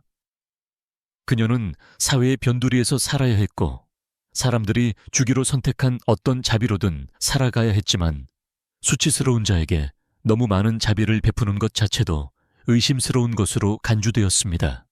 남성들은 다르지만 똑같이 파괴적인 굴욕의식을 마주했습니다. 왕실 자금을 횡령한 샘무트라는 세금 징수원은 남성성의 해체를 당했습니다. 그는 여성의 옷을 입고 공개적으로 전통적인 여성의 일을 강요받았습니다. 곡식을 갈고 옷을 빨고 음식을 준비하는 것. 그러나 이것은 단순한 성별 전환이 아니었습니다. 모든 행동은 그와 그 활동 자체를 조롱하기 위해 과장되었습니다. 그는 시민들이 그에게 돌을 던지는 동안 곡식을 갈았습니다. 그는 고의적으로 오염된 물에서 옷을 빨았습니다. 그는 배고픈 채로 지켜보는 동안 개들에게 먹일 음식을 준비했습니다. 굴욕의식에 아이들이 참여하는 것은 또 다른 잔혹성의 층을 더했습니다. 유죄 판결을 받은 자들의 자녀들은 때때로 부모의 굴욕에 참여하도록 강요받았는데 쓰레기를 던지고 비난을 말하고 심지어 신체적 처벌을 가하기도 했습니다. 이것은 여러 목적을 수행했습니다. 가족 유대를 단절시켰고 다음 세대를 형벌에 연루시켰으며 정의에 강제적으로 참여시킴으로써 공동체 가치를 가르쳤습니다. 공개 굴욕에 수반되는 경제적 파괴는 총체적이었습니다. 모든 재산이 몰수되었을 뿐만 아니라 유죄 판결을 받은 자들은 어떤 무역에도 종사하거나 노동을 통해 돈을 버는 것이 금지되었습니다. 그들은 전적으로 자선에 의존하게 되었습니다. 그러나 수치스러운 자로부터 자선을 받는 것은 도덕적으로 오염되는 것으로 간주되었습니다. 이것은 생존을 위해 구걸이 필요했지만 구걸이 무가치함을 강화하는 악순환을 만들었습니다. 일부 굴욕의식은 유죄 판결을 받은 자들을 내부에서부터 낙인 찍을 물질의 강제 소비를 포함했습니다. 그들은 소변과 대변을 착색시키는 염료를 마시도록 강요받아 심지어 그들의 사적인 신체 기능조차 공개적인 수치의 전시가 되었습니다. 그들은 피부에서 독특한 냄새가 나게 하는 음식을 먹여질 수도 있었습니다. 그들의 몸은 그들의 죄를 알리는 움직이는 선원이 되었습니다. 소베크의 악어를 넘어 고대 이집트는 다양한 신성한 동물들을 신성한 정의의 도구로 사용했습니다. 각 동물은 특정 신과 연관되어 있었고 심오한 신학적 의미를 지닌 방식으로 죽음을 전달했습니다. 어떤 동물이 범죄자를 처형할지는 무작위가 아니라 그들의 죄의 본질에 신중하게 맞춰졌고 죽음의 방식 자체가 신성한 심판의 한 형태가 되는 시스템을 만들었습니다. 아피스 신의 성스러운 황소들은 보통 숭배의 대상이었고 살아있는 신으로 취급되었으며 죽은 후에는 귀족들보다 더 큰 명예로 미라화되었습니다. 그러나 드문 경우에 그들은 신성한 남성성에 대한 범죄의 처형자로 봉사했습니다. 젊은 소년들을 거세하여 환관으로 팔려다가 붙잡힌 아멘이라는 사제는 황소에 의한 죽음을 선고받았습니다. 그는 멤피스의 아피스 황소 우리로 끌려와 동물을 분노하게 할 붉은 황토로 칠해진 후 경기장으로 풀려났습니다. 성스러운 황소에 의한 죽음은 신학적 정의였습니다. 남성성을 파괴했던 자는 남성적 힘의 궁극적인 상징에 의해 파괴될 것이었습니다. 황소의 뿔이 범죄자의 몸을 꿰뚫는 것은 침범당했던 남성적 원리의 폭력적인 회복을 나타냈습니다. 짓밟는 발굽은 것에 칼을 휘둘렀던 뼈를 부쉈습니다. 죽음의 모든 측면은 범죄에 대한 신성한 해설로 해석되었습니다. 와제트 여신과 관련된 성스러운 코브라들은 왕실 권위에 대한 범죄의 처형자로 봉사했습니다. 이들은 흔한 뱀이 아니라 여러 세대에 걸쳐 독성이 특히 고통스럽도록 배양된 특별히 길러진 뱀들이었습니다. 파라오를 음모했던 카마슈트라는 총독은 코브라의 키스를 선고받았습니다. 그는 앉은 자세로 구속되었고 머리는 움직이지 못하도록 고정되었으며 코브라는 그의 얼굴을 반복적으로 물도록 유도되었습니다. 성스러운 코브라의 독은 사제들이 영적으로 중요하다고 해석한 특정 유형의 죽음을 유발했습니다. 먼저 마비가 찾아와 범죄자는 움직일 수 없지만 완전히 의식 있는 상태가 되었습니다. 그 다음 환각이 찾아왔는데 사제들은 그것이 처벌받는 죄들의 환상이라고 주장했습니다. 마지막으로 호흡 부전이 찾아왔지만 너무나 천천히 진행되어 범죄자는 말하거나 움직일 수 없는 상태에서 몇 시간 동안 자신의 범죄를 숙고할 수 있었습니다. 전체 과정은 관찰되고 기록되었으며 사제들은 각 증상을 신성한 심판으로 해석했습니다. 세르케트 여신과 관련된 성스러운 전갈들은 배신과 숨겨진 위협과 관련된 범죄에 사용되었습니다. 유죄 판결을 받은 자는 굶주리고 흥분한 수백 마리의 전갈로 가득 찬 구덩이에 던져졌습니다. 그러나 이것은 무작위적인 쏘기가 아니었습니다. 전갈들은 특별한 도구와 소리를 사용하는 조련사들에 의해 지시되었습니다. 그들은 특정 신체 부위에 쏘는 것을 집중시킬 수 있었고 독과 부어오름의 언어로 범죄자의 죄를 명확히 밝힌다고 여겨지는 고통의 패턴을 만들었습니다. 지혜와 심판의 신 토트와 관련된 성스러운 이비스 새들은 문서를 위조한 서기관들을 위한 특히 충격적인 처형 방식에 사용되었습니다. 유죄 판결을 받은 서기관은 번식기 동안 이비스 둥지 근처 사막의 말뚝에 묶였습니다. 영역 본능이 강한 새들은 움직이지 못하는 희생자를 공격하여 먼저 눈을 쪼아내고 읽는 능력을 제거, 그 다음 혀를 쪼아내고 거짓말을 하는 능력을 제거, 그 다음 희생자가 살아있는 동안 천천히 살을 쪼아냈습니다. 먹이, 소비의 순서는 타락한 텍스트에 대한 신성한 편집으로 해석되었습니다. 범죄자들이 신전이나 성스러운 공간을 침범했을 때 그들의 형벌은 그들 자신의 영적 본질의 고의적인 오염을 포함했습니다. 이것은 단순한 처형이 아니라 범죄자를 사후 세계에서 그들이 만지는 모든 것을 오염시킬 일종의 영적 도구로 변모시키는 의식이었습니다. 이 과정은 오염이 완전하고 영구적임을 보장하기 위해 광범위한 의례적 준비를 필요로 했습니다. 내실에서 재물을 훔쳤던 타웨레트라는 여사제는 이 궁극적인 오염에 직면했습니다. 그녀의 형벌은 내부에서부터 그녀를 오염시킬 물질의 강제 소비로 시작되었습니다.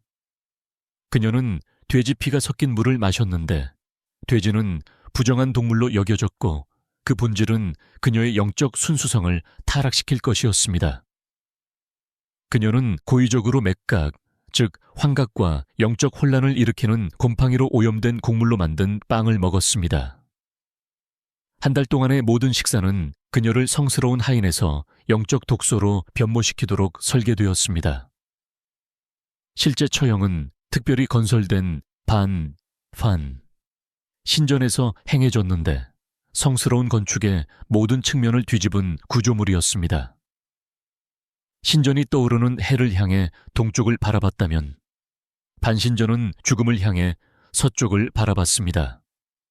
신전이 높은 곳에 지어졌다면 반신전은 땅속으로 파고 들어갔습니다. 신전이 흰 석회암을 사용했다면 반신전은 검은 화강감을 사용했습니다.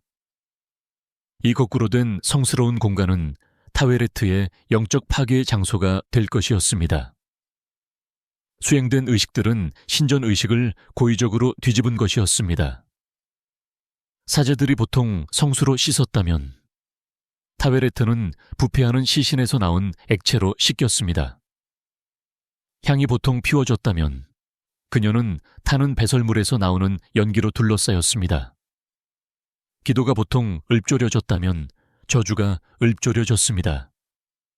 신전 봉사의 모든 측면이 뒤바뀌어 그녀의 사제 훈련을 타락시키고 성스러운 의식에 대한 그녀의 지식을 고통의 원천으로 만들었습니다.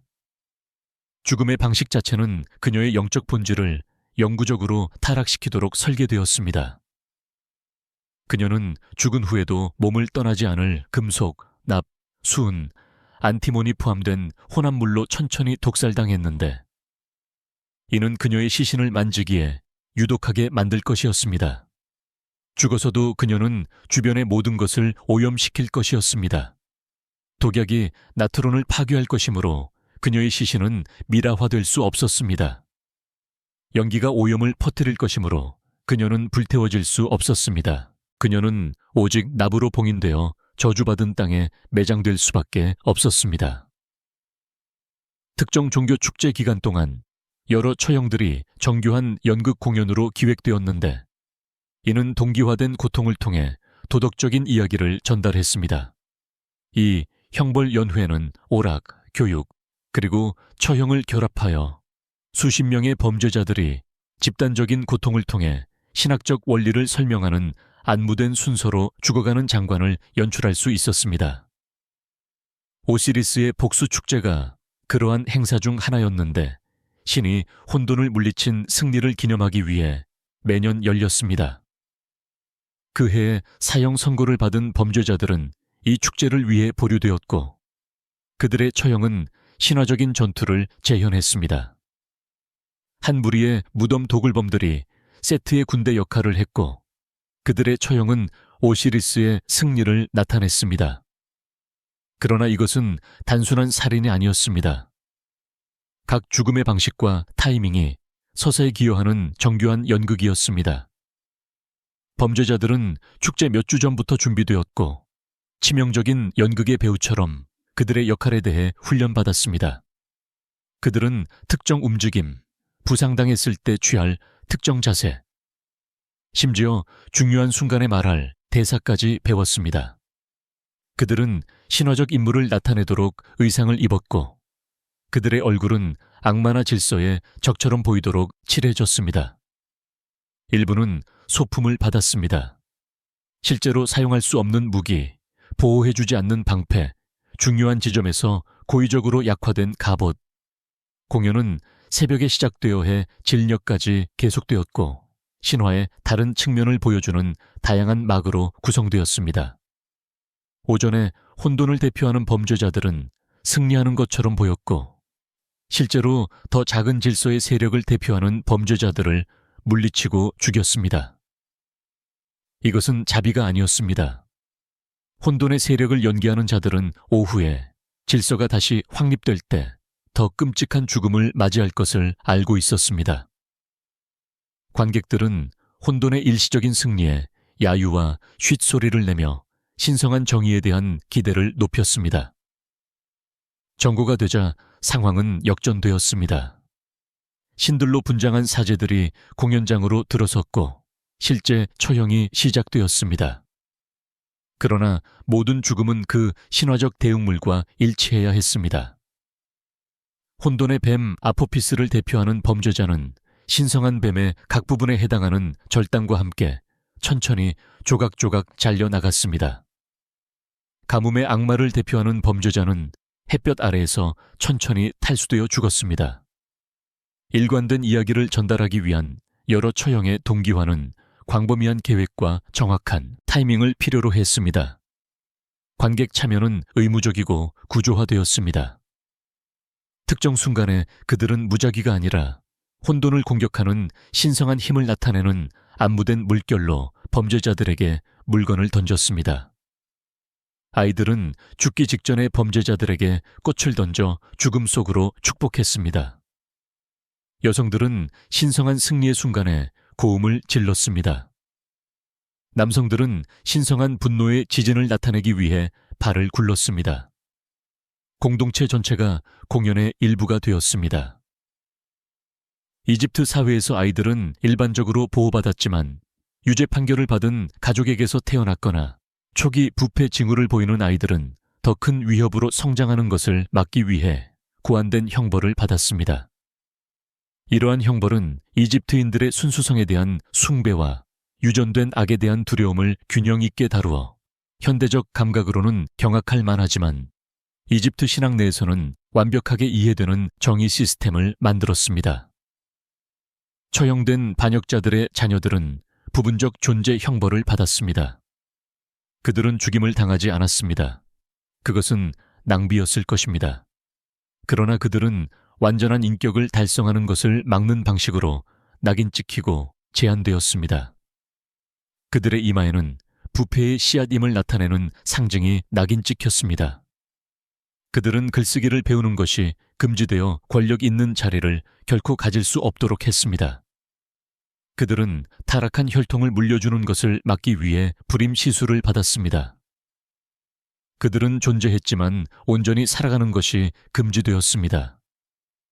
일부 아이들은 자신들의 죄로 인해 처벌을 받았는데 특히 사제들이 초자연적인 악으로 해석했던 것을 보인 아이들이 그러했습니다.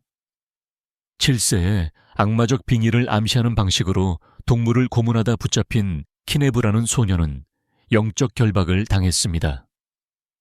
이것은 악령들을 그의 몸 안에 가두어 확산되는 것을 막는다고 여겨지는 의식들을 포함했지만 그가 정상적으로 발달하는 것을 막기도 했습니다. 그는 신전 감금 상태에 있었고 사제들에 의해 연구되었는데 그들은 그의 안에 있는 악의 진행을 기록하면서 그것이 탈출할 수 없도록 보장했습니다. 신전 창녀의 자녀들은 종종 제도적 형벌로 이어지는 복잡한 위치를 차지했습니다. 그들은 성스럽지만 불순한 행위 중에 잉태되어 영적으로 오염되었다고 간주되었습니다. 이 아이들은 신전구역에서 자랐지만 성스러운 공간에 들어가는 것이 금지되었습니다. 그들은 교육을 받았지만 실용적인 기술에 한해서였고 종교적 지식은 결코 배우지 못했습니다.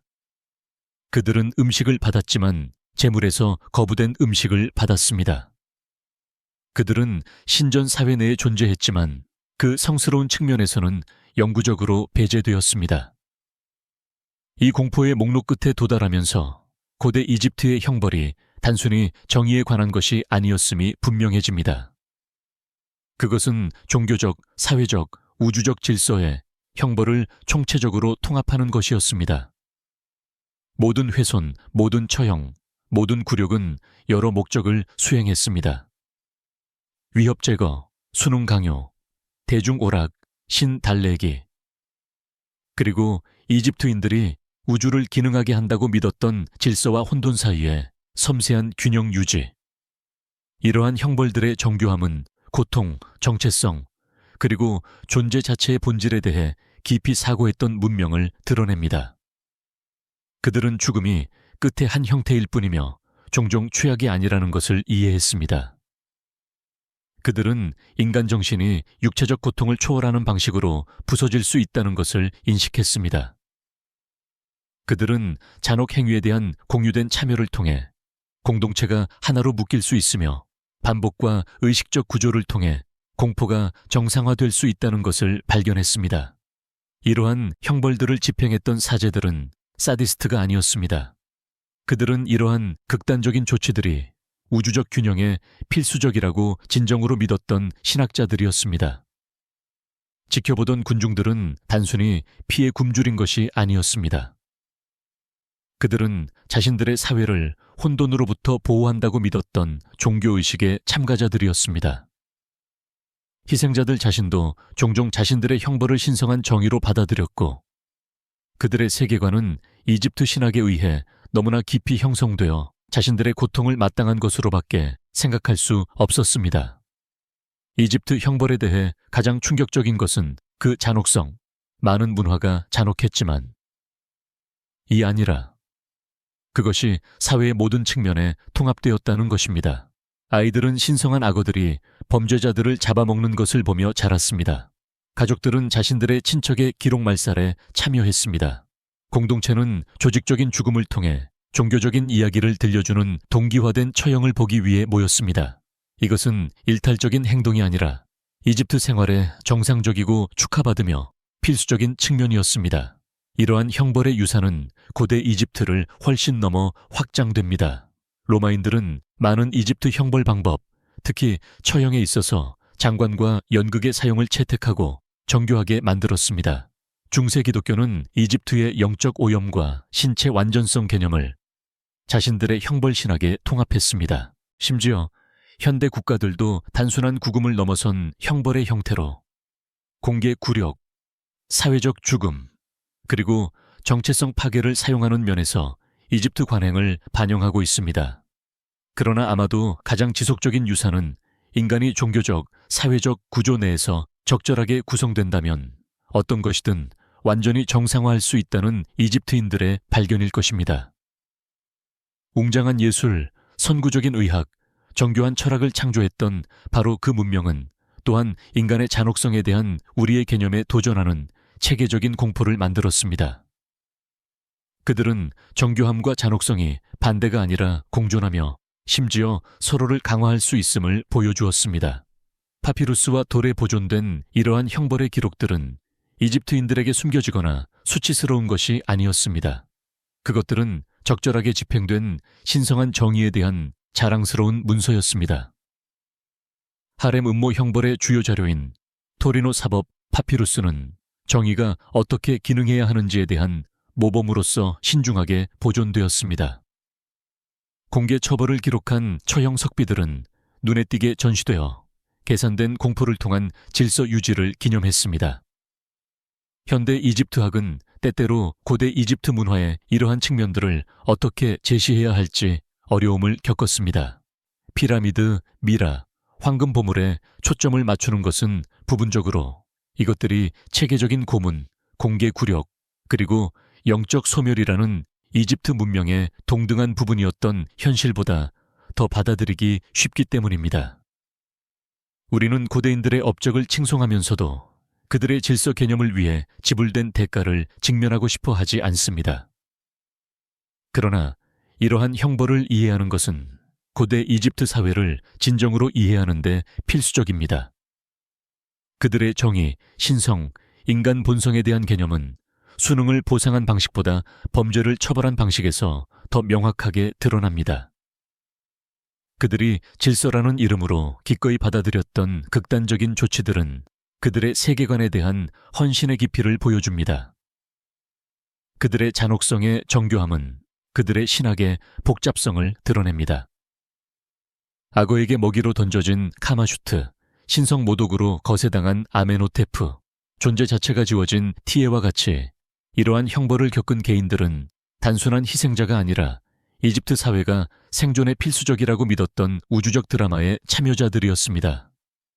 그들의 고통은 무의미한 것이 아니라 의식과 해석을 통해 신성한 소통, 사회교육, 그리고 우주적 재균형으로 변모했습니다.